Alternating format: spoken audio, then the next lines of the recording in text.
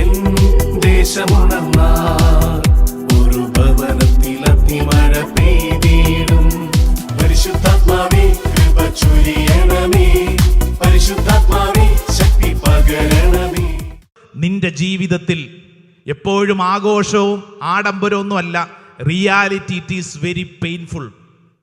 Reality വളരെ painful ആണ്, സങ്കടമാണ്, ഭാരമാണ്.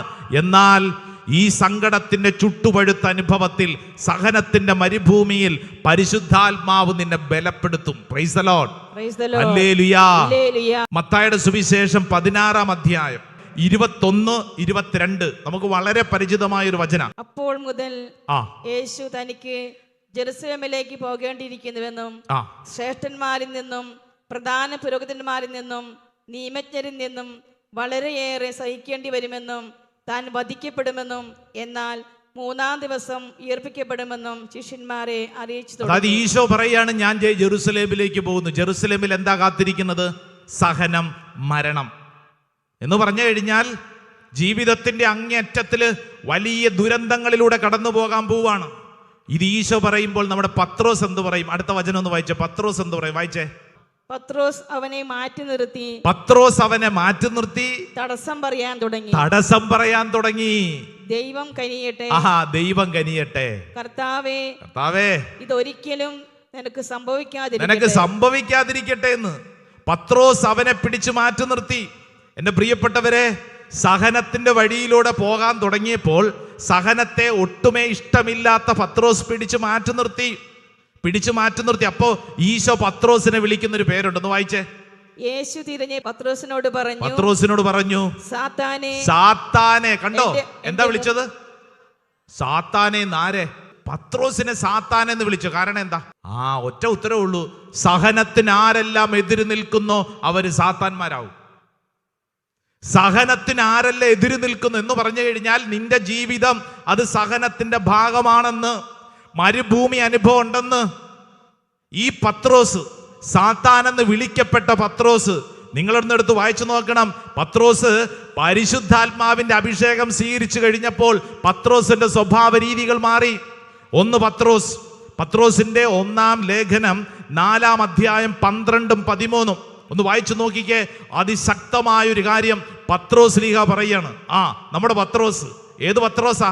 സഹിക്കാൻ പോകണ്ട, ജെറുസലേമിൽ പോകണ്ട, കുരിശിന്റെ വഴി വേണ്ട എന്ന് പറഞ്ഞ പത്രോസ് ദേ എഴുതി വെച്ചിരിക്കുന്നു. വായിച്ചേ. പ്രിയപ്പെട്ടവരെ, നിങ്ങളെ പരിശോധിക്കാനായി അഗ്നി പരീക്ഷകൾ ഉണ്ടാകുമ്പോൾ അപ്രതീക്ഷിതമായതെന്തോ സംഭവിച്ചാൽ എന്ന പോലെ പരിഭ്രമിക്കരുത്. അടുത്ത വചനം കൂടെ വായിച്ചോ. ക്രിസ്തുവിന്റെ പീഡകളിൽ നിങ്ങൾ പങ്കുകാരായിരിക്കുന്നതിൽ ആഹ്ലാദിക്കുവിൻ. ഹല്ലേലൂയാ, ഹല്ലേലൂയാ. പത്രോസ് ലീഹ പറയാണ്, നിന്റെ ജീവിതത്തിൽ സഹനം, അസ്വസ്ഥത, അപ്രതീക്ഷിത സംഭവങ്ങൾ ഉണ്ടാവുമ്പോൾ പരിഭ്രമിക്കരുത്. അൺഎക്സ്പെക്റ്റഡ് ഇവന്റ്സിന്റെ മുമ്പിൽ ഞെട്ടരുത്, നീ വിഷമിക്കരുത്. നീ വിശ്വസിച്ചോണം, ക്രിസ്തുവിന്റെ പീഡകളിൽ നീ പങ്കുകാരാകുന്നു. 1 പത്രോസ് 5-ാം അധ്യായം 10-ാം തിരുവചനം വായിച്ചോ. തന്റെ നിത്യമഹത്വത്തിലേക്ക് ക്രിസ്തുവിൽ നിങ്ങളെ വിളിച്ചിരിക്കുന്ന അനുഗ്രഹദാതാവായ ദൈവം നിങ്ങളെ അല്പകാലത്തെ സഹനത്തിന് ശേഷം പൂർണ്ണരാക്കുകയും സ്ഥിരീകരിക്കുകയും ശക്തരാക്കുകയും ചെയ്യും. അല്പകാലത്തെ സഹനത്തിന് ശേഷം നിന്നെ ഇതാ സ്ഥിരീകരിക്കുന്നു, ശക്തിപ്പെടുത്തുന്നു. ഹല്ലേലൂയാ, ഹല്ലേലൂയാ. നീ ഇപ്പോൾ കടന്നു പോകുന്ന ഈ മരുഭൂമി അനുഭവം, ഈ ഞെരുക്കം, ചുട്ടുപഴുത്ത അനുഭവം പരിശുദ്ധാത്മാവിനെ കൂട്ടിന് പിടിച്ചാൽ നിന്നെ ഇത് ബലപ്പെടുത്തും. ഇത് സ്ഥിരീകരിക്കും. ഇല്ലെങ്കിൽ നീ വീണുപോകും. നീ ചോദ്യങ്ങൾ ചോദിച്ചോണ്ട് രാവിലെ മുതൽ ഇരുന്നോണ്ടിരിക്കും. വീട്ടിലിങ്ങനെ ഇരിക്കും, നാട്ടുകാരോട് ചോദിക്കും, സോഷ്യൽ മീഡിയയിലിരുന്ന് ചോദിച്ചോണ്ടിരിക്കുന്നിട്ട് കാര്യമില്ലെന്ന്. നീ പരിശുദ്ധാത്മാവിൽ ആശ്രയിച്ചാൽ നിന്റെ ഇന്നത്തെ ഈ സഹനം ഇത് നിനക്ക് ശക്തമായൊരു ബലമായിട്ട് മാറും. ഹല്ലേലൂയാ. ശ്രദ്ധ പറഞ്ഞ ഹല്ലേലൂയാ, ഹല്ലേലൂയാ, ഹല്ലേലൂയാ. പ്രിയപ്പെട്ടവരെ, ഞാൻ ഡൽഹി ധ്യാന മന്ദിരത്തിലായിരുന്നപ്പോൾ അവിടെ പ്രാർത്ഥിക്കാൻ വന്നുകൊണ്ടിരുന്ന ഒരു ഭാര്യയും ഭർത്താവും, ഇവർക്ക് 3 മക്കളൊക്കെയുണ്ട്. ഭർത്താവ് മഹാകുടിയനാണ്. കുടിയനെന്ന് പറഞ്ഞു കഴിഞ്ഞാൽ എൻ്റെ ദൈവമേ, നമ്മൾ വിചാരിക്കുന്ന പോലത്തെ കുടിയൻ. വർഷങ്ങളായിട്ട് ഇദ്ദേഹം മദ്യത്തിന് അടിമയാണ്. ധ്യാനമന്ദിരത്തിൽ പലതവണ വന്ന് പലതവണ ട്രീറ്റ്മെൻ്റ് ഒക്കെ നടത്തിയിട്ടുള്ളതാണ്. നമുക്ക് കണ്ടു കഴിഞ്ഞാൽ സങ്കടം തോന്നുകയും ചെയ്യും. കാരണം നമ്മളോടൊക്കെ വലിയ സ്നേഹത്തോടെ പെരുമാറും. പക്ഷെ ഇദ്ദേഹത്തിൻ്റെ പ്രത്യേകത, ഇദ്ദേഹത്തിന് ഇപ്പോൾ മദ്യം ഇല്ലാതെ ജീവിക്കാൻ പറ്റാത്തൊരവസ്ഥയാണ്. ധ്യാനത്തിനൊക്കെ വരും, ഭാര്യ കൂട്ടിക്കൊണ്ടുവരും.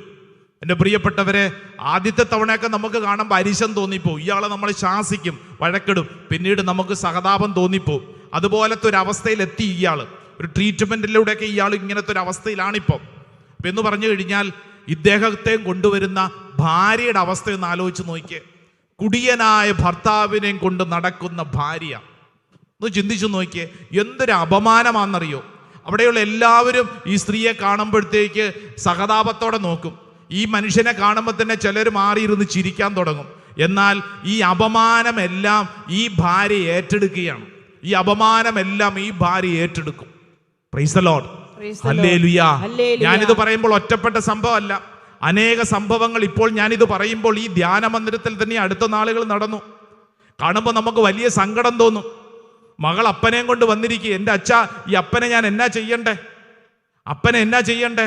എന്നിട്ട് ഈ അപ്പൻ ഞാൻ നോക്കുമ്പോൾ ഈ മകളെ മൃഗീയമായിട്ട് മർദ്ദിക്കുന്നു, ഉപദ്രവിക്കുന്നു. പക്ഷെ ഈ മകൾ ഒന്നും മിണ്ടുന്നില്ല. ഈ ബഹളമൊക്കെ കഴിഞ്ഞ് കുറച്ചു സമയം കഴിഞ്ഞിട്ട് ഈ മകളാണ് അപ്പനെ ഒന്ന് കുളിപ്പിച്ച് റെഡിയാക്കി ധ്യാനിക്കാൻ കൊണ്ട് ഇരുത്തുന്നത്. എന്നിട്ട് സ്നേഹത്തോടെ അടുത്തിരിക്കുവാണ് മകള്.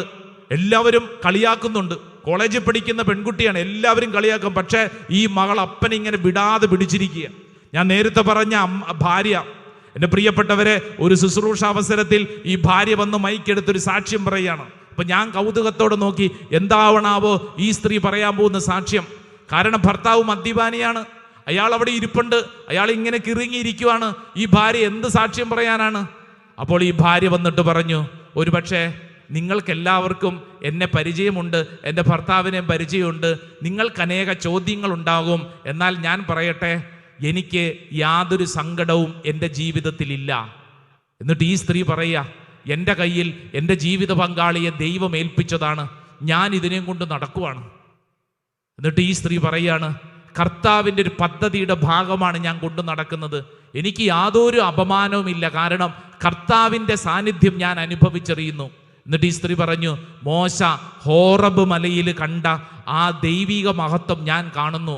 പുറമേ നോക്കുമ്പോൾ തീ ഇങ്ങനെ കത്തുന്നു, എന്നാൽ അകത്ത് ശാന്തത. നിങ്ങൾ നോക്കുമ്പോൾ പുറമേ ഇങ്ങനെ കത്തുന്നു, എന്നാൽ അകത്ത് ശാന്തത. ഇതാണ് എൻ്റെ അവസ്ഥ. എൻ്റെ ഉള്ളിൽ ശാന്തതയാണ്, എൻ്റെ ഉള്ളിൽ ശാന്തതയാണ്. ഹല്ലേലൂയ. എന്നിട്ട് ഈ സ്ത്രീ പറഞ്ഞു, പരിശുദ്ധാത്മാവിലൂടെ ഞാനത് നേടിയെടുത്തു. നല്ല കയ്യടി കർത്താവായി ഈശോയ്ക്ക് കൊടുത്തേ, നല്ല കയ്യടി കൊടുത്തേ. ഹല്ലേലൂയ. ഇത് ഞാൻ പറഞ്ഞുകൊണ്ടിരിക്കുമ്പോൾ നിങ്ങളുടെ കുടുംബത്തിൽ നിങ്ങളുടെ പ്രിയപ്പെട്ടവരുടെ ഏതെങ്കിലും സ്വഭാവത്തിൽ നിങ്ങൾ ഞെരുക്കം, സഹനം, അസ്വസ്ഥത അനുഭവിക്കുന്നുണ്ടെങ്കിൽ വിശ്വസിച്ചോണം, പരിശുദ്ധാത്മാവിനെ കൂട്ടിന് പിടിച്ചാൽ പരിശുദ്ധാത്മാവ് ഈ വിഷയത്തെ നേരിടാൻ ശക്തി നിനക്ക് പരിശുദ്ധാത്മാവ് നൽകും. നന്നായിട്ട് വലതുകരമുയർത്തി ഹല്ലേലൂയ പറഞ്ഞേ, അല്പം കൂടെ ഒച്ചത്തിൽ പറഞ്ഞ ഹല്ലേലൂയ. പ്രിയപ്പെട്ടവരെ, പൗലോസ്ലീഹ ഇതാ കൊരിന്ത്യർക്ക് എഴുതിയ 2-ാം ലേഖനം 4-ാം അധ്യായം 16ഉം 17ഉം തിരുവചനം. ഞങ്ങൾ ഭക്തനാശരാകുന്നില്ല. കണ്ടോ, ഞങ്ങൾ ഭക്തനാശരാവുന്നില്ല എന്ന് പറഞ്ഞ അർത്ഥം എന്താ? ഭക്തനാശരാവുന്നില്ല എന്ന് പറഞ്ഞ അർത്ഥം എന്താ? മലയാള വേടിന്റെ അർത്ഥം എന്താ? ഭക്തനാശരാവുന്നില്ല, ദുഃഖിതരാകുന്നില്ല, ഞങ്ങൾ പുറകോട്ട് പോകുന്നില്ല, ഞങ്ങൾ ക്ഷീണിച്ചു പോകുന്നില്ല. അടുത്ത വചനം വായിച്ചോ. ഞങ്ങളിലെ ഭാഗ്യ മനുഷ്യൻ ക്ഷയിച്ചു കൊണ്ടിരിക്കുകയാണെങ്കിലും ആന്തരിക മനുഷ്യൻ അനുദിനം നവീകരിക്കപ്പെടുന്നു. ഞങ്ങളുടെ ക്ലേശങ്ങൾ നിസ്സാരവും ക്ഷണികവുമാണ്. അവയുടെ ഫലമോ അനുപമമായ മഹത്വം. സ്വരത്തിൽ പറഞ്ഞ ഹല്ലേലൂയ, ഹല്ലേലൂയ. ഇന്ന് കടന്നു പോകുന്ന സഹനം ഇതൊരു മഹത്വമായിട്ട് മാറും. എങ്ങനെയാ? പരിശുദ്ധാത്മാവിനെ കൂട്ടിന് പിടിച്ചാൽ അത് സംഭവിക്കും. ഇത് മനസ്സിലാക്കി അപ്പസ്തോല പ്രവർത്തനം 19-ാം അധ്യായം 11-ാം തിരുവചനം പൗലോസ്ലീഹയെ കുറിച്ച് പഠിപ്പിക്കുക. പൗലോസ്ലീഹ ഇങ്ങനെ ഞെരുക്കത്തിലൂടെ കടന്നുപോയ മനുഷ്യനാണ്. അനേക ഞെരുക്കങ്ങൾ പൗലോസ്ലീഹയുടെ സഹനങ്ങളെ കുറിച്ചൊക്കെ എഴുതിയിട്ടുണ്ട്. അങ്ങനെ കടന്നുപോയ പൗലോസ്ലീഹ തൻ്റെ ജീവിതത്തിലെ പ്രവർത്തികളെ കുറിച്ച് വചനം പറയുന്നു. 19-ാം അധ്യായം 11-ാം വചനം വായിച്ചേ. പൗലോസിന്റെ കരങ്ങൾ വഴി ദൈവം അസാധാരണമായ അത്ഭുതങ്ങൾ പ്രവർത്തിച്ചുകൊണ്ടിരുന്നു. ഹല്ലേലൂയ. കണ്ടോ, ആരിലൂടെയാണ്? പൗലോസ്ലീഹിലൂടെ. ഈ പൗലോസ്ലീഹയുടെ അവസ്ഥ എന്തായിരുന്നു? ഞെരുക്കം, മരുഭൂമി, സഹനം, ചുട്ടുപഴുത്ത അവസ്ഥ. എന്നാൽ പൗലോസ്ലീഹായിലൂടെ അത്ഭുതങ്ങളും അടയാളങ്ങളും പ്രവർത്തിച്ചു കൊണ്ടിരുന്നു. രണ്ട് കരങ്ങൾ ഉയർത്തി ഉച്ചത്തിലൊരു ഹല്ലേലൂയ പറഞ്ഞേ. അല്പം കൂടെ ഉച്ചത്തിൽ പറഞ്ഞേ. അല്പം കൂടെ ഉച്ചത്തിൽ പറഞ്ഞേ. കണ്ണുകളടച്ച് ഈ സമയം ശുശ്രൂഷയിൽ പങ്കെടുക്കുന്ന ഓരോ വ്യക്തിക്കും വേണ്ടി പ്രാർത്ഥിക്കുന്നു. നിങ്ങൾ കടന്നു പോകുന്ന ഓരോ ഭാരവും, ഓരോ ആകുലതയും, ഓരോ സംശയവും ഇതാ പരിശുദ്ധാത്മാവ് ഏറ്റെടുക്കട്ടെ. അത്ഭുതകരമായ ദൈവകൃപ ഇതാ ശുശ്രൂഷയിൽ പങ്കെടുക്കുന്ന ഓരോ വ്യക്തികളുടെ മേൽ വ്യാപരിക്കപ്പെടട്ടെ. പരിശുദ്ധാത്മാവേ, പരിശുദ്ധാത്മാവേ, അത്ഭുതകരമായ ശക്തി ദൈവജനത്തിന്റെ മേൽ വെളിപ്പെടട്ടെ. ഓൺലൈൻ ശുശ്രൂഷയിൽ പങ്കെടുക്കുന്നവർ ഇന്ന് കടന്നു പോകുന്ന ഓരോ അനുഭവങ്ങളും നിന്നെ ശക്തിപ്പെടുത്തുകയാണ്. നീ ഒറ്റയ്ക്കല്ല, നിന്റെ ജീവിതത്തെ പരിശുദ്ധാത്മാവ് ഏറ്റെടുക്കുന്നു. പ്രിയപ്പെട്ടവരെ, കത്തോലിക്ക സഭയിലെ വളരെ ശക്തമായ സംരക്ഷണ പ്രാർത്ഥനയാണ് വിശുദ്ധ മിഖായേലിനോടുള്ള പ്രാർത്ഥന. നമുക്ക് ആ പ്രാർത്ഥന ഒന്ന് ഏറ്റുചൊല്ലി പ്രാർത്ഥിക്കാം. മുഖ്യദൂതനായ വിശുദ്ധ മിഖായേലേ, സ്വർഗീയ സൈന്യങ്ങളുടെ പ്രതാപവാനായ പ്രഭോ, ദുരാത്മാക്കളോടുള്ള യുദ്ധത്തിൽ ഞങ്ങളെ സഹായിക്കണമേ. ദൈവം സ്വന്തം ഛായയിൽ സൃഷ്ടിക്കുകയും വലിയ വില കൊടുത്ത് വീണ്ടെടുക്കുകയും ചെയ്ത മനുഷ്യരെ പിശാചിന്റെ ക്രൂരകരങ്ങളിൽ നിന്നും രക്ഷിക്കുവാൻ വരേണമേ. കർത്താവ് രക്ഷിച്ച ആത്മാക്കളെ സ്വർഗത്തിലേക്ക് കൂട്ടിക്കൊണ്ടു പോകുവാൻ നിയുക്തനായിരിക്കുന്നത് അങ്ങ് തന്നെയാണല്ലോ. ആകയാൽ ഞങ്ങളുടെ പാദങ്ങളുടെ കീഴിൽ പിശാചിനെ അടിമപ്പെടുത്തുവാൻ സമാധാനദാതാവായ ദൈവത്തോട് പ്രാർത്ഥിക്കണമേ. സാത്താൻ ഒരിക്കലും മനുഷ്യരെ കീഴ്പ്പെടുത്തുകയോ തിരുസഭയെ ഉപദ്രവിക്കുകയോ ചെയ്യാതിരിക്കട്ടെ. കർത്താവിന്റെ കരുണ വേഗം ഞങ്ങളുടെ മേൽ ഉണ്ടാവുന്നതിനായി ഞങ്ങളുടെ യാചനകൾ അത്യുന്നതന്റെ മുമ്പിൽ സമർപ്പിക്കണമേ. ദുഷ്ടജന്തുവും പഴയ സർപ്പവുമായ സാത്താനെയും അവന്റെ കൂട്ടുകാരെയും പിടിച്ചുകെട്ടി പാതാളത്തിൽ തള്ളി താഴ്ത്തണമേ. അവനൊരിക്കലും ഞങ്ങളെ വഴിതെറ്റിക്കാതിരിക്കട്ടെ. ആമേൻ, ആമേൻ, ആമേൻ, ആമേൻ. രണ്ട് കരങ്ങൾ ഒരിക്കൽ കൂടെ സ്വർഗത്തിലേക്ക് ഉയർത്തിപ്പിടിച്ചേ.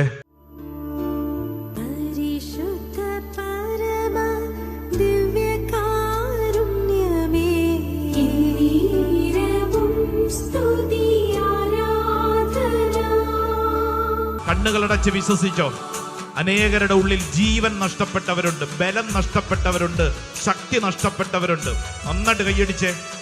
ഓ കർത്താവേ, എൻ്റെ ജീവിതം പലവിധ കാര്യങ്ങളിൽ മരവിപ്പിലാണ്, പലവിധ വിഷയങ്ങളിൽ കുടുങ്ങിക്കിടക്കുകയാണ്. എനിക്ക് പ്രാർത്ഥിക്കാൻ പോലും തോന്നുന്നില്ല, എനിക്ക് വിശ്വാസ മേഖലയിൽ വളർച്ചയില്ല, എനിക്ക് പള്ളി പോകാൻ തോന്നുന്നില്ല, കുടുംബ പ്രാർത്ഥനയ്ക്ക് എനിക്ക് താല്പര്യമില്ല, എൻ്റെ വ്യക്തി ജീവിതത്തിൽ ഞാൻ വളരെ ക്ഷീണിച്ചിരിക്കുകയാണ്. ഓ പരിശുദ്ധാത്മാവേ, എനിക്ക് ജീവൻ വേണം. ഓരോ വ്യക്തിയും ഈ സമയം ആഗ്രഹിക്കണം, പ്രാർത്ഥിക്കണം. എനിക്ക് പരിശുദ്ധാത്മാവേ ജീവൻ വേണം, എനിക്ക് പരിശുദ്ധാത്മാവേ ജീവൻ വേണം. എല്ലാവരും നന്നായിട്ട് കൈയടിച്ചേ.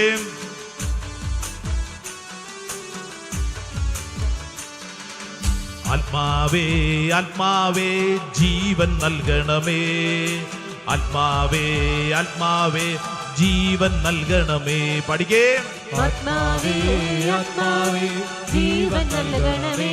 ആമേൻ. ആത്മാവേ, ആത്മാവേ ജീവൻ നൽകണമേ. എല്ലാവരും ആത്മാവേ, ആത്മാവേ ജീവൻ നൽകണമേ. ആത്മാവേ, ആത്മാവേ ജീവൻ നൽകണമേ. ആത്മാവേ, ആത്മാവേ ജീവൻ നൽകണമേ. ആമേൻ. ആത്മാവേ, ആത്മാവേ കരങ്ങൾ ഉയർത്തി കൈയടിച്ച്. ആത്മാവേ, ആത്മാവേ ജീവൻ നൽകണമേ. ആത്മാവേ, ആത്മാവേ ജീവൻ നൽകണമേ. ആത്മാവേ ആത്മാവേ ജീവൻ നൽകണമേ. ആമേൻ. ആത്മാവേ ആത്മാവേ ജീവൻ നൽകണമേ. രണ്ട് കരങ്ങളും ശിരസിൽ കമഴ്ത്തി വെക്കാം. Keep your both hands on your head. കണ്ണടച്ച് രണ്ട് കരങ്ങൾ ശിരസിൽ കമഴ്ത്തി വെച്ച് കണ്ണടച്ച് പ്രാർത്ഥിച്ച് ശിരസ് മുതൽ ഉള്ളംകാൽ വരെ പരിശുദ്ധാത്മാവിൻ്റെ അത്ഭുത ശക്തി നിന്നിൽ നിറയപ്പെടട്ടെ. ഒരുപക്ഷെ ചില ശാരീരിക രോഗപീഠകൾ മൂലം പ്രാർത്ഥിക്കാൻ പോലും പറ്റാതെയായിട്ടുള്ളവരുണ്ടാവും. ഒരുപക്ഷെ ചില രോഗം വന്നതിന് ശേഷം പ്രാർത്ഥനാ ജീവിതം കുറഞ്ഞുപോയി, വചനം വായനയില്ല, പള്ളിയിൽ പോകുന്ന നിർത്തി, അങ്ങനെയുള്ളവരുണ്ടാവും. മാനസികമായ ചില ഭാരങ്ങൾ വന്നതിന് ശേഷം, അപ്രതീക്ഷിതമായ ചില സംഭവങ്ങൾക്ക് ശേഷം വീണുപോയവരുണ്ടാവും. ഇനി രക്ഷപ്പെടാൻ വയ്യാത്തവണ്ണം ചില കുഴിക്കകത്ത് പെട്ടവരുണ്ടാവും, ചില കൂട്ടുകെട്ടിൽ പെട്ടവരുണ്ടാവും. ഇനി എൻ്റെ ജീവിതം തീർന്നു എന്ന് ചിന്തിക്കുന്നവരുണ്ടാവും. എന്നാൽ പരിശുദ്ധാത്മാവ് നിന്നെ നയിക്കുന്നു, പരിശുദ്ധാത്മാവ് നിന്നെ ശക്തിപ്പെടുന്നു, പരിശുദ്ധാത്മാവ് നിന്നെ ഏറ്റെടുക്കുകയാണ്. രണ്ട് കരങ്ങൾ ശിരസിൽ കമഴ്ത്തി വെച്ച് എല്ലാവരും ഈ നിമിഷം പരിശുദ്ധാത്മാവെ അഭിഷേകം ചെയ്യണമേ, അഭിഷേകം ചെയ്യണമേ, വരദാന സമൃദ്ധിയാൽ അഭിഷേകം ചെയ്യണമേ എന്ന് നമുക്ക് എല്ലാവർക്കും പ്രാർത്ഥിക്കാം. പരിശുദ്ധാത്മാവെ ഇപ്പോൾ പ്രാർത്ഥിച്ചുകൊണ്ടിരിക്കുന്ന ഞങ്ങളെല്ലാവരെയും അഭിഷേകം ചെയ്യണമേ, അഭിഷേകം ചെയ്യണമേ, വരദാന സമൃദ്ധിയാൽ അഭിഷേകം ചെയ്യണമേ. എല്ലാവരും രണ്ട് കരങ്ങൾ ശിരസിൽ കമഴ്ത്തി വെച്ചുകൊണ്ട് സ്തുതിച്ചോ. ഈ സമയം ഹന്നാമ്പളം തെളിച്ച് വെഞ്ചരിച്ച് പ്രാർത്ഥിക്കുന്നു. ദൈവത്തിന്റെ ആത്മാവ് എല്ലാവരിലും നിറയട്ടെ, അത്ഭുതകരമായിട്ട് നിറയട്ടെ. ആരാധന. Hallelujah, hallelujah, hallelujah. ആരാധന, ആരാധന, ആരാധന, ആരാധന, ആരാധന, ആരാധന, ആരാധന, ആരാധന, ആരാധന, ആരാധന, ആരാധന, ആരാധന, ആരാധന, ആരാധന, ആരാധന. Hallelujah, hallelujah. രണ്ട് കരങ്ങൾ ശിരസിൽ കമഴ്ത്തി വെച്ചുകൊണ്ട് തന്നെ കണ്ണുകളടച്ച് ഈ വരികൾ നീ വിശ്വസിക്കുക, ഏറ്റെടുത്ത് പ്രാർത്ഥിക്കുക. ഹന്നാമ്പളം തെളിച്ച് വെഞ്ചരിക്കുന്നു. ആത്മാവേ ആത്മാവേ പരിശുദ്ധാത്മാവേ ശക്തി നിറയ്ക്കണമേ, എന്നിൽ ശക്തി നിറയ്ക്കണമേ. ആത്മാവേ ആത്മാവേ പരിശുദ്ധാത്മാവേ ശക്തി നിറയ്ക്കണമേ, എന്നിൽ ശക്തി നിറയ്ക്കണമേ. ആത്മാവേ ആത്മാവേ അഭിഷേകം നൽകണമേ. ആത്മാവേ ആത്മാവേ അഭിഷേകം നൽകണമേ. ആത്മാവേ, ഓ പരിശുദ്ധാത്മാവേ, ഓ പരിശുദ്ധാത്മാവേ, ഓ പരിശുദ്ധാത്മാവേ. ഹല്ലേലൂയ. രണ്ട് കരങ്ങളും നെഞ്ചോട് ചേർത്ത് കണ്ണടച്ചോ. പരിശുദ്ധാത്മാവ് നിന്റെ ജീവിതത്തിൽ എല്ലാ ചോദ്യങ്ങൾക്കുള്ള ഉത്തരമാണ്. കുഞ്ഞിനു വേണ്ടി ആഗ്രഹിക്കുന്ന ദമ്പതികളെ പരിശുദ്ധാത്മാവ് നിനക്ക് വിശ്വസിച്ച് ഏറ്റെടുത്തുകൊള്ളുക. ഉദര സംബന്ധമായ രോഗപീഠയാൽ വിഷമിക്കുന്ന സഹോദരി, ഇതാ പരിശുദ്ധാത്മാവ് നിന്റെ ശാരീരിക രോഗപീഠയെ സൗഖ്യമാക്കാൻ ആഗ്രഹിക്കുന്നു. വിശ്വസിച്ച് അത് ഏറ്റെടുത്ത് പ്രാർത്ഥിക്കുക. പരിശുദ്ധാത്മാവ് നിന്നിൽ അത്ഭുതകരമായിട്ട് ഇടപെടുന്നു. പരിശുദ്ധാത്മാവ് നിന്നെ ശക്തിപ്പെടുത്തും, ബലപ്പെടുത്തും. വിവാഹ കാര്യത്തിലെ തടസ്സം പരിശുദ്ധാത്മാവ് മാറ്റും. യെസ്, വിശ്വസിക്കുക. Holy spirit is the answer for all my questions, confusions. വിശ്വസിക്കുക. പരിശുദ്ധാത്മാവാണ് എൻ്റെ എല്ലാ പ്രശ്നത്തിനുമുള്ള ഉത്തരം. ഞാൻ ഏറ്റെടുക്കുന്നു. പരിശുദ്ധാത്മാവാണ് എന്നെ നയിക്കുന്നത്. പ്രാർത്ഥിച്ചുകൊണ്ടിരിക്കുന്ന ഓരോരുത്തരുടെ മേലും പരിശുദ്ധാത്മാവ് ഉത്തരം നൽകുന്നു. വിശ്വാസത്തോടും പ്രാർത്ഥനയോടും ചേർന്ന് ഈശോയുടെ ആശീർവാദം സ്വീകരിക്കാം.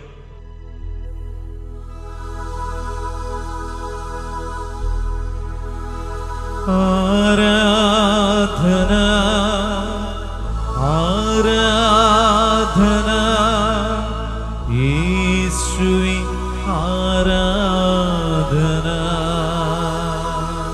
ആരാധന ആരാധന യേശുവേ ആരാധന. ആരാധന ആരാധന സ്നേഹമേ ആരാധന. ആരാധന ആരാധന സ്നേഹമേ ആരാധന. പരിശുദ്ധ പരമമാ ദിവ്യകാരുണ്യമേ എന്നുമെന്നും അങ്ങേയ്ക്കാരാധന